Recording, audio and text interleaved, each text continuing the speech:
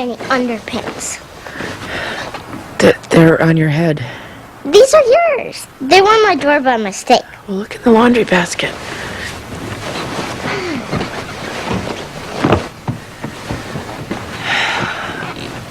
Lauren said you were awake. I was writing an opinion till 3 a.m. Well, Lauren told me you were awake. I took a personal day, so yes, naturally I got up early to do yoga and write my autobiography. No need to be sarcastic. I just want to remind you about the Royal Conservancy Garden Tour. Hello. Gillian, good morning. Oh, no, I'm up and dressed, ready to face the day. I find it disquieting to lie in bed and vegetate. I was up very late last night. No one's listening to me. No, Gillian, I can't think of a reason not to have lunch. Perhaps Amy will join us. No, she's been up for hours doing yoga and writing her autobiography. There's somebody at the door. I'll get it. Be nice to the woman. Hi. Hi, Jillian. Good morning. Yeah. Oh, I'd love to have lunch with you today, but I gotta meet Peter about the Royal Conservancy Garden Tour. Yeah. Just put it down, honey. I can bring it. The .com Cafe, Harvard Street, 2 p.m. Yes, I will tell Mom. Thank you, honey. There's a police officer at the door. He's asking specifically for you. Jillian, the police are at the door, so I gotta cut it short. Okay. Yeah. Take a sip, Mom. I put in honey and cinnamon and some chocolate chips. Oh. Well, it's delicious, honey. Hello, I'm Amy Gray. What can I do for you? We found some stolen property. Were we robbed? What's that? It's a very dirty bicycle. According to the serial number, it belongs to Amy Gray. This address. It can't be the one that was stolen when you were 11. No, that bike was beautiful. I can take it away if you like. It's horrible. Okay, then. Oh, wait a minute.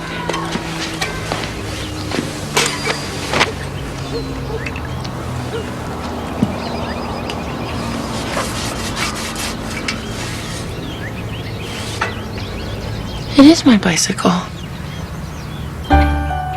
You found my bike!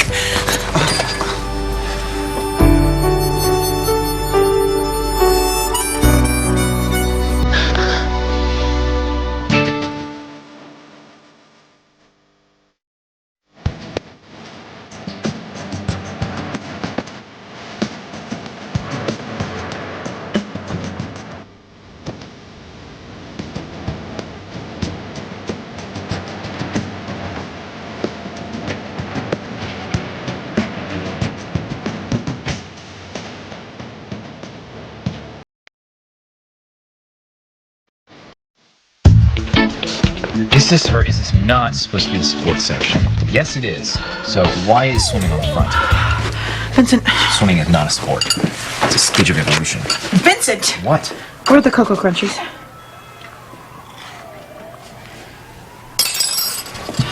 You hate Cocoa Crunchies. Typical man. Eats all the Cocoa Crunchies. Then blames the victim. What? You turn on the heat, they open the windows. You pee on the toilet seat, you never hang the bath mat. You talking about the typical man? You talking about me? I do not pee on the toilet seat. You say the pots need to soak. They don't.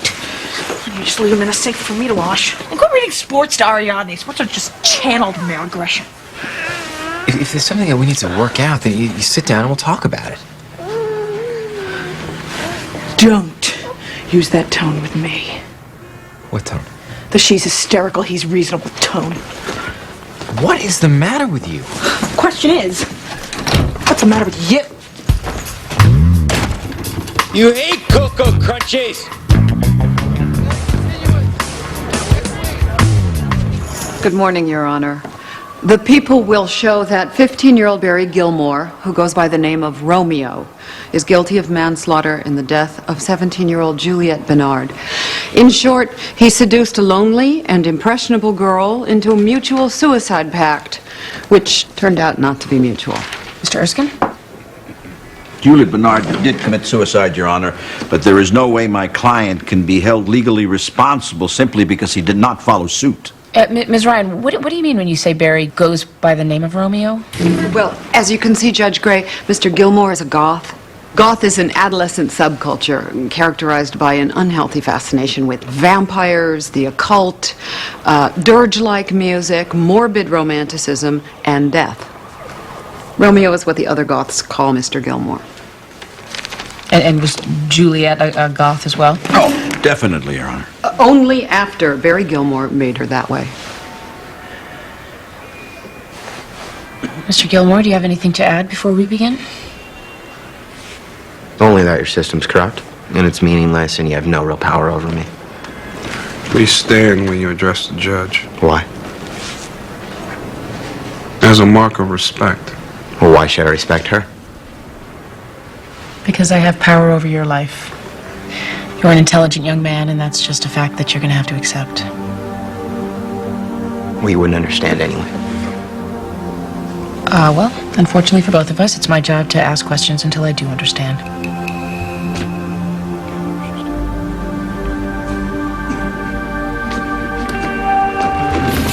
What Juliet Bernard did, she did because she felt impelled by circumstance, because they tried to force us apart.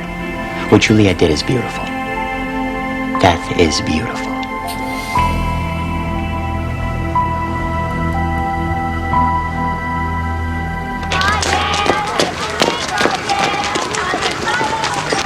The little fella alone on the bench, that's Brent Sadler, right over there. And your son is a friend of his? I'm really not sure it's necessary to bring in a social worker. As a school teacher, I'm a mandated reporter. I'm required to report even a suspicion. A suspicion of what, Mr. Lowell? This last week, Brent's become really dirty. I mean, really dirty. He smells. And then there's this burn. It's just a small burn, but it was left untreated. Yeah, and he never wants to do play dates with my Jason anymore. Do you think that Brent is being neglected by his parents? Yeah, maybe we're jumping the gun on this one. No, it's good you called. What are you gonna do? Well, first I'll talk with Brent.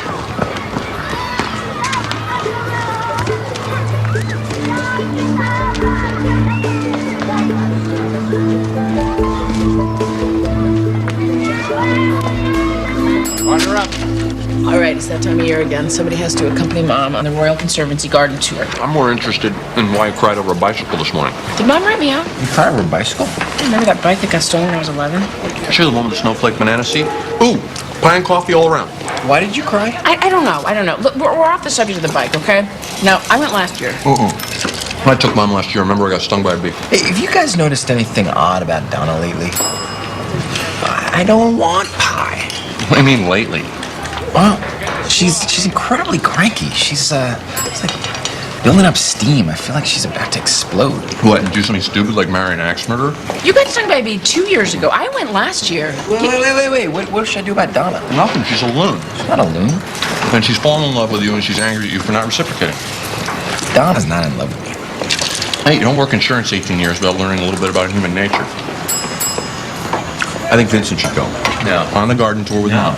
No. When I was 16, I told Mom I was not interested in horticulture, and that has not changed. Okay, rock, paper, scissors. This is childish.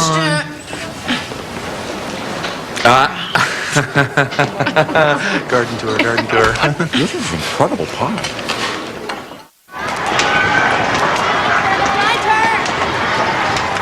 What'd you have for breakfast this morning, Brent? Ravioli.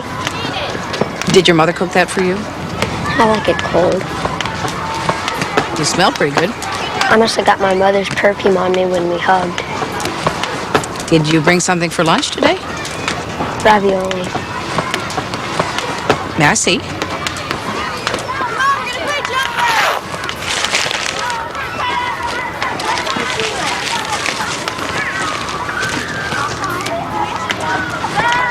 Do you think maybe I could talk with your mother? She gets very tired, and she hates it when people bother her. If you have a message for her, maybe you can give it to me.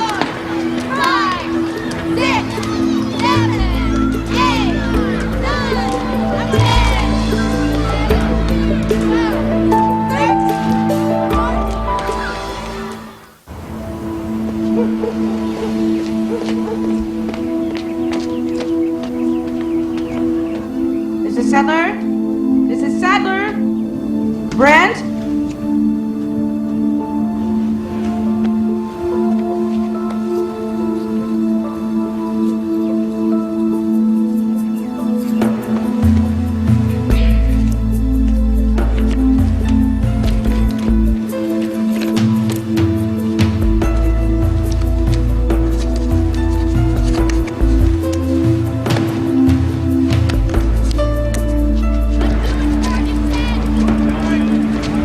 I completed my graduate degree in abnormal psychology at Brown University.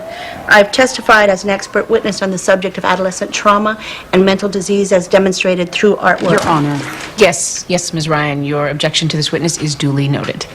Now, please, let Dr. Miles continue. An artist's state of mind and mental development are reflected in his or her work. What does your analysis tell you in this case? May I? Since Juliet Bernard and Barry Gilmore met in art class and indeed shared the same influences, I was able to examine quite a large range of their work. For example, in this piece, you can see indications of a deteriorating ego and disassociation from reality. Your Honor, I can see no such thing. Dr. Miles, can you please be more specific?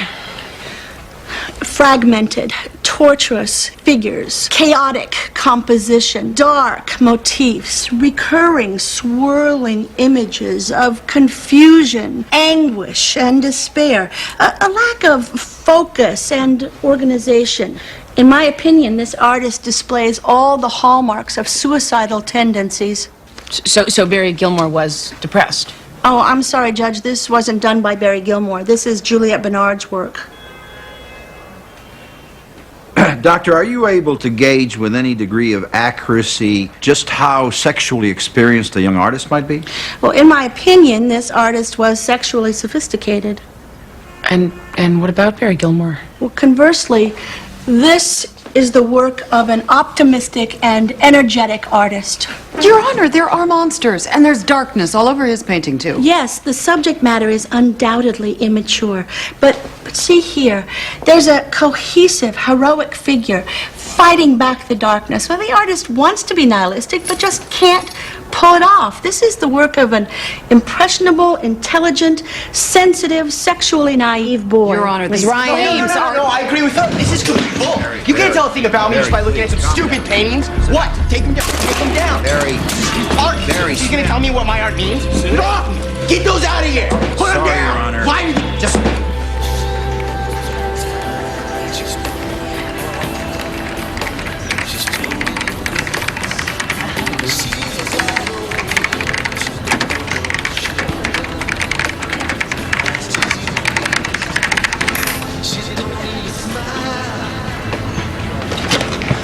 Can I have another half-calf soy cappuccino, extra hot, no foam? Coming right up.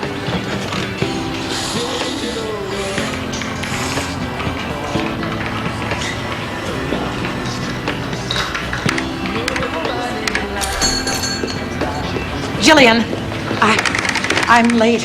I hope you ate something without me. Oh, no, just coffee. Oh, I'm sorry. Something came up. Well, I'm not going to bore you with that. Who are you chatting with? What? Oh, no, I'm here alone. There's no one else. I mean, as you can see, I'm alone. I met on the internet, Gillian. Could I have just some normal coffee, with no soys or nons or... Someone I met in the bereaved-parents chat room. Ah. It's been very helpful hearing how other people deal with the pain of losing a child. Have you considered perhaps joining a group with live people in it? I was thinking of meeting one or two of the people in the chat room in person. Kind of desperate for someone to talk to. Keep the change.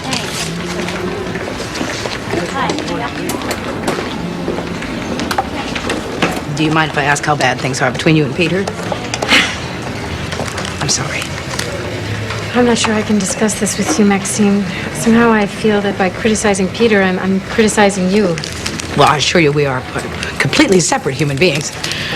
You raised him. You made him. I know what Peter's like. I know he has trouble with strong emotion, and I know that because he's just like his father. And it used to make me want to scream. But underneath, it's a very good heart. This is the first real conversation I've had in weeks. Except for my friends in the chat room.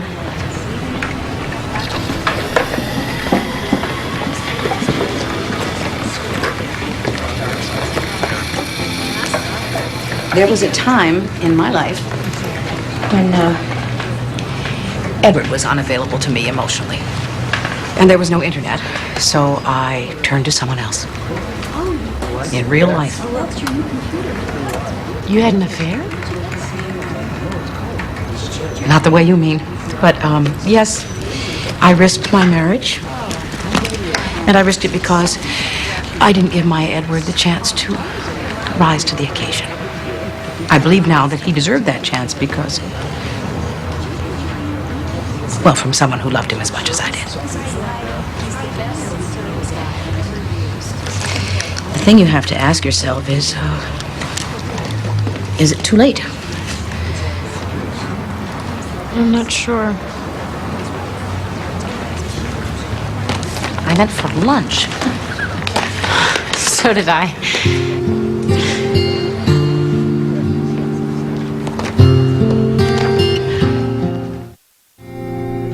I had these plastic things that went here and here. They were neon colored, green and blue and yellow and orange. And then these ribbons, they were bright red with little gold flecks inside that came fluttering out of those handlebars there.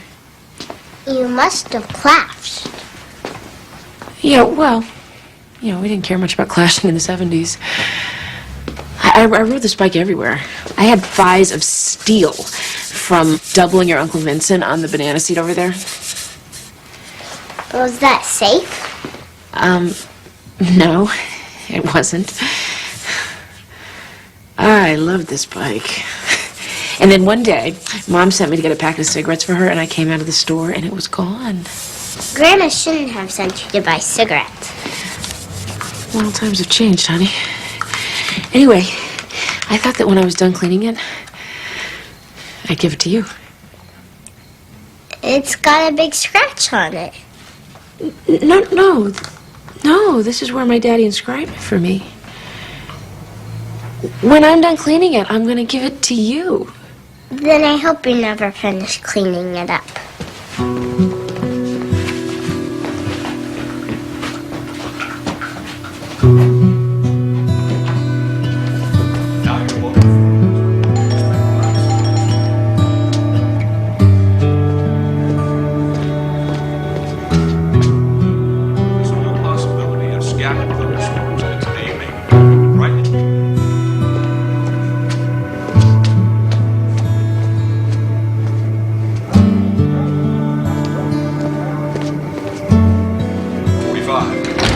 Well, we've had unseasonably cool weather on the Pacific coast, but it looks Mrs. Sadler! Let's move now from the west coast and see what's happening back in these next few days. Right now, there's a high-pressure system moving in from Oklahoma and Texas, settling into the southeast part of the country that will bring with it temperatures in the mid-70s and 80s. This front will Mrs. Sadler?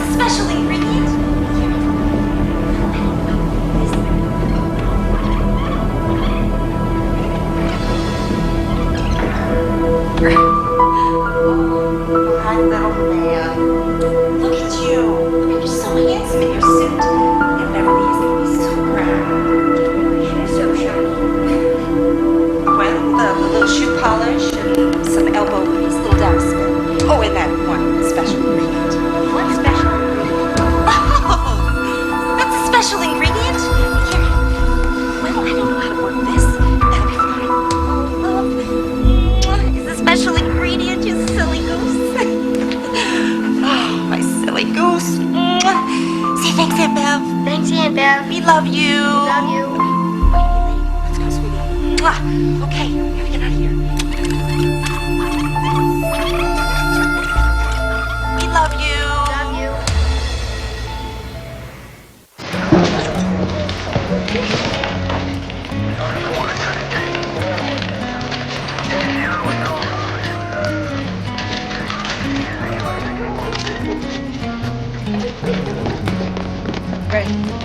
Brent, would you come inside with me?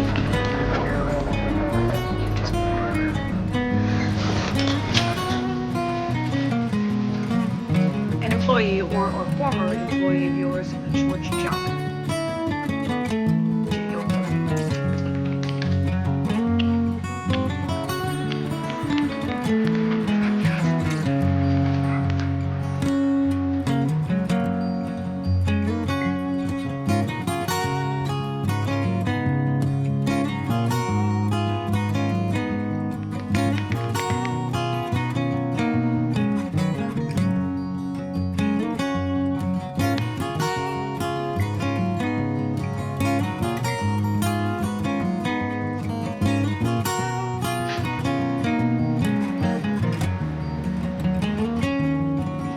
The boy's father is dead.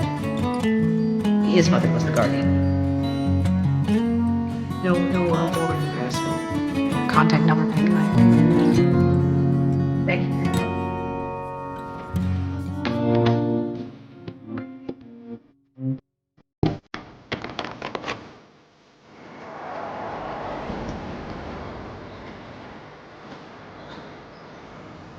My name is Maxine Gray. I'm a social worker in Hartford, Connecticut. It's imperative that I contact a Mr. George Jowett as soon as possible. Do you by any chance have a daughter-in-law named Marne Sadler? I'm afraid I have some bad news. Marne Sadler died approximately a week ago of insulin shock.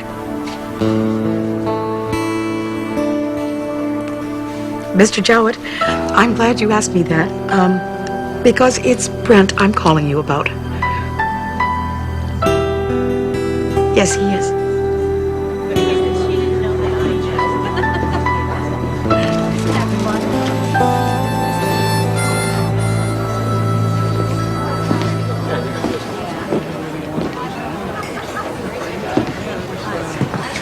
Shrinking Violet? Are you Dave? Yeah. It's nice to finally meet you in person, Gillian. Yes, you too.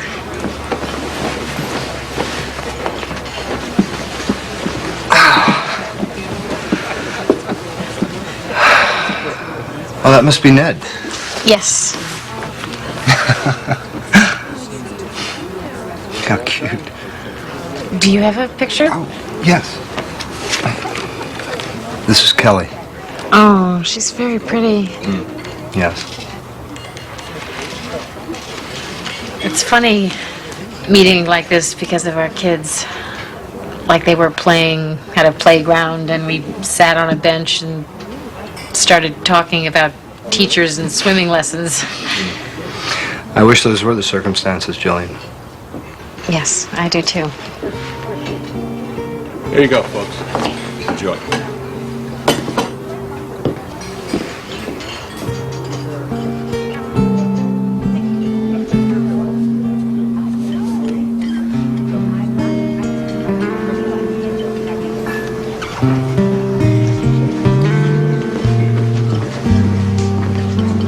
You can pick us a seat.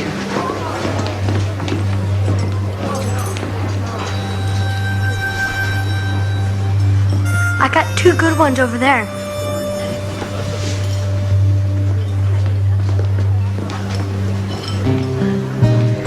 Pick a good spot to sit.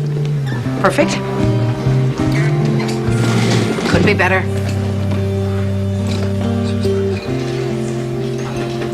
I want this one. Then that's the one we'll get. Miss? Yes, ma'am.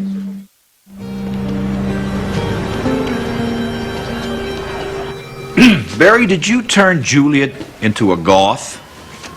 Juliet always had a goth soul. I just showed her how to dye her hair black. How did the issue of a suicide pact arise between you? Mr. and Mrs. Bernard totally freaked out one night when Juliet didn't come home. When they found out she was with me, they decided we shouldn't be together anymore. You were lovers. We were everything to each other. You felt separation was unbearable. If we couldn't be together in life, we chose to be together in death. Only love overcomes the senselessness of existence. Who first introduced the notion of suicide? It just came up between us. It was natural. But it was Juliet who came up with the plan, isn't that true? Juliet knew a guy we could get some pills from. Nebutal, Seconal, Darvon. I don't know, I traded my stuff. Juliet's idea was for you to overdose. We got a motel room. We drank vodka to help the pills work better. We were gonna make love one more time. Just to be clear, Mr. Gilmore, did Juliet have the pill? Excuse me, Mr. Erskine. But you didn't. Didn't what? You said you were going to make love one more time. That suggests you didn't. No, I didn't. Well, why not? Maybe we didn't feel like it. I find that odd. In all of your poetry and songs, you constantly refer to death as erotic. So Juliet counted out the pills and you both took them with vodka, is that right? Yeah. We were crying and we were a little drunk, so we just laid down on top of the bed. Look, it's kind of hazy. I don't really remember exactly. And Juliet died? First she threw up, but we knew that might happen, so she took more pills. And did the drugs have the same effect on you? Yes. And did you take more pills? You have to answer out loud. No, I didn't. Why not?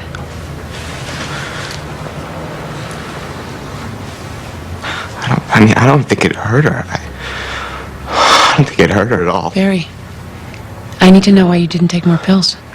Maybe I thought I'd taken enough to die. But you didn't. You intended to go through with it when you went into that motel room. Your Honor. You shroud yourself in black. You paint your face white like a corpse. You wear skulls and crosses and tombstones. Please, Why Judge. didn't you keep your promise to die?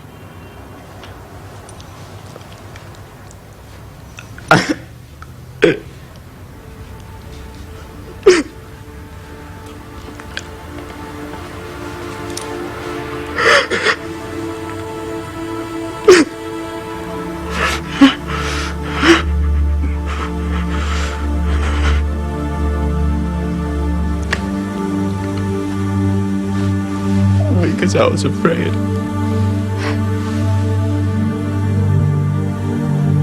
I was afraid to die. And all my talk about death, and all my poems, and all my songs are so completely two-faced.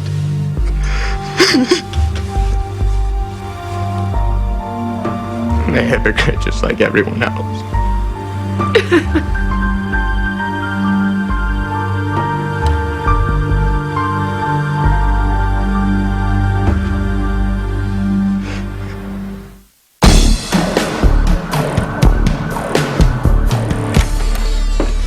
To cut a deal. I beg your pardon? Barry Gilmore can plead to any number of more minor charges. Attempted suicide, possession of narcotics, underage drinking, hell, throwing truancy, I don't care. He pleads to any one of those, I find him guilty, and put that kid into counseling before the end of the day. Well, obviously, I'd prefer you find him guilty of manslaughter and order counseling. Yeah, that's right. I realize that you like to boost your felony conviction rate, but that confused boy in there did not cause the death of Juliet Bernard. I resent your implication. I'm sorry I hurt your feelings. Your Honor, if you're going to find Barry non-culpable in Juliet Bernard's death, now, why should I advise him to plead out? To save his life, Mr. Erskine. You are out of bounds, Judge Gray. He didn't make love to her. What has that got to do with it? If he were a sexual sociopath, he would have had sex with her before she died. It is obvious to me that Juliet Bernard was a sexually sophisticated young woman. She was 2 years older. She knew where to get drugs. She was depressed. And we were all fooled by the makeup and the black clothing and the attitude into thinking that Barry Gilmore was the one who was death obsessed. But Barry didn't want to die. He was afraid. He didn't chug vodka and nail his girlfriend and wave goodbye to the world. Once Juliet was gone, his resolve failed. And sometimes they try again. Who tries what exactly, Judge Gray? Suicide pacts that go wrong. If we find him culpable in her death, it will only increase his sense of guilt and shame. And I don't know about you, but I don't want any part of helping that boy to try suicide again.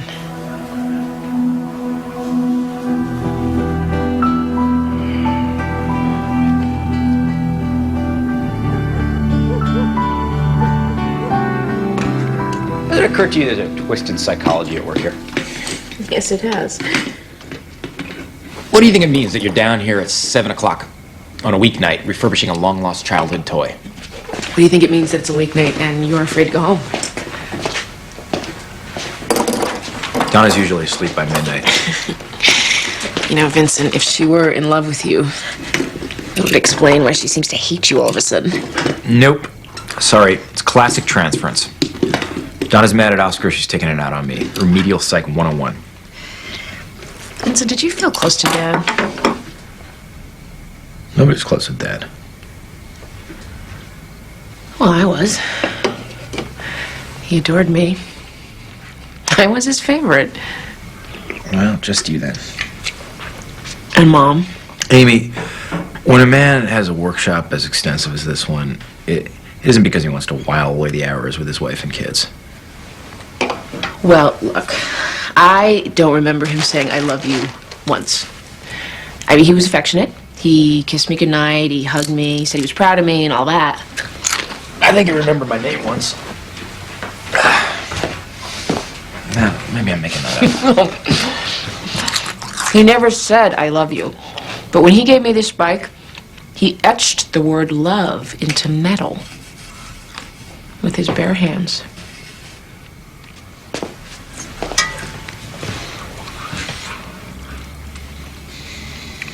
It must make you feel pretty good then. Him doing something so out of character.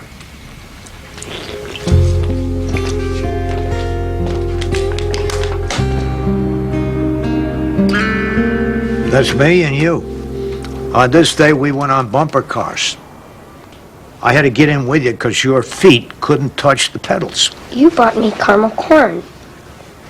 And my daddy was there. Well, I'm your father's father. Remember? You used to call me Papa J. When can I see my mom? Brett, we are going in there to talk, all right?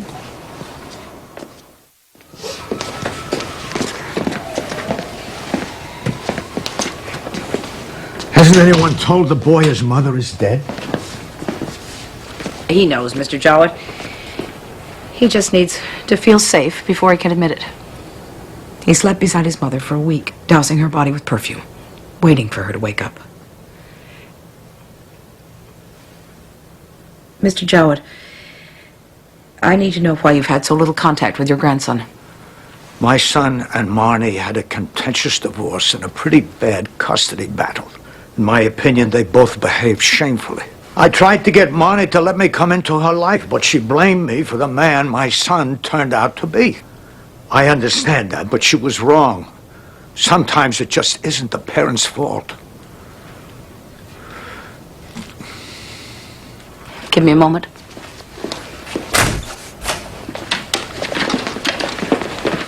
Can you go see my mom now? Brent, your grandfather is very upset about your mother. Why? He just can't believe she's gone.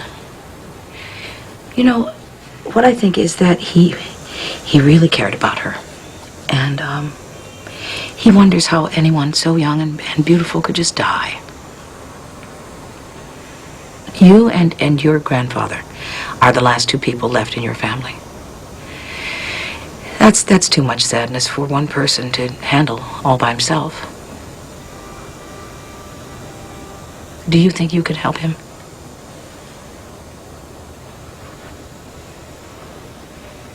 I'm just a kid. You're all he has. And he is all you have.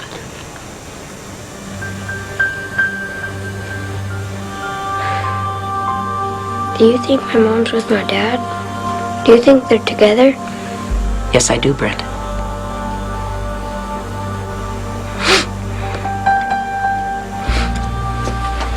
Michael is Papa J. Who's gonna take care of you? It's all right. See, I won't be alone. None of us has to be alone.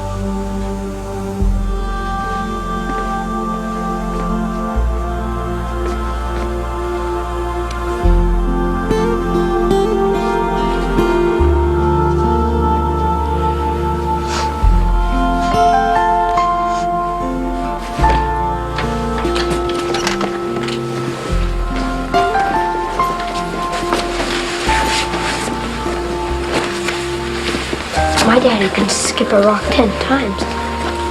Well, I don't like to brag, but I'm the one who taught him that. You did? Yes, sir.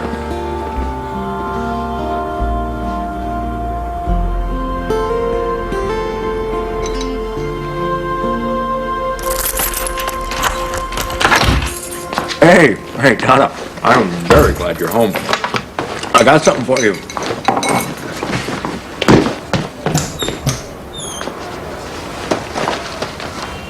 So? I hate Cocoa Crunchies.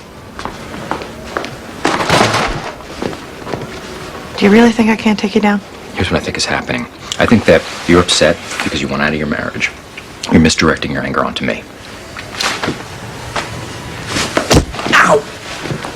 Ow! Ow! Ow! Then don't be psychological at me. Okay, the only other explanation is that you're in love with me. And if you're in love with me, then obviously we got to talk. No, in case you haven't noticed, my tastes run to a beefier, more manly kind of fella. Oscar makes 3 of you. Oh my God, you haven't fallen in love with me, have you? What? No. No. What? No, you're the one who's treating me like crap.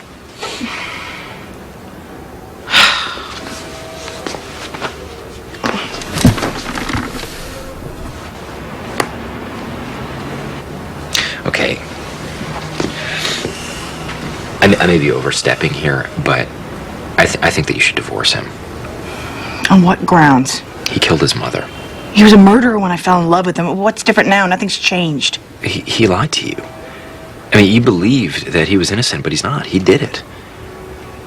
Look, when a person kills another person, it leaves a mark. Especially when he uses an axe the way Oscar did.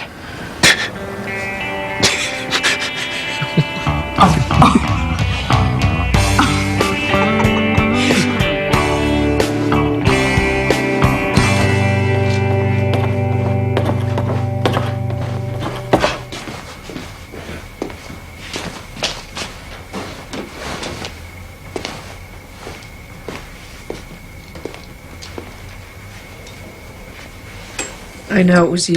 Oh. Well, who else would it be doing laundry at this time of the night? I mean the bike. Love Daddy? Your father loved you very much. Then why did you have to write it? Oh, Amy.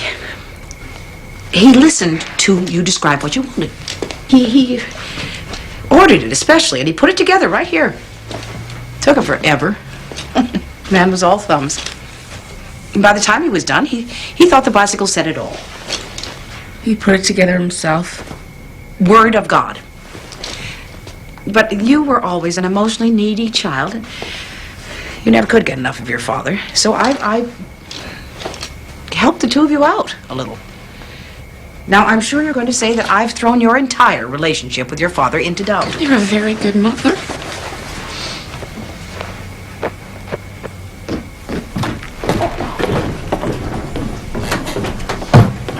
Hey, it's gonna be a divorce in the family. Well, surely that's a little premature. We can't just give up. Whoa. Wait, I'm talking about Donna and Oscar. Who are you talking about? Donna and Oscar, of course.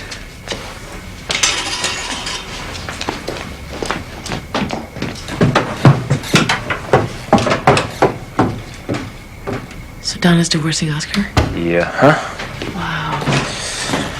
Hey, help me take this bike upstairs. I married them. They were my first couple. Listen, Donna doesn't really have enough money for a lawyer, so I'm gonna make you a deal. You help Donna find some pro bono legal advice, and I'll take Mom on that Conservancy Garden Royal torture thing. That's all right. I'll do both. Why? I'd like to spend the day alone with Mom. Why? Hey, let's both go riding on my bike. No, you're on your own. Yeah, come on. I'll double you like the old days. Double me, you scare me to death. Oh, come on, chicken. Chicken.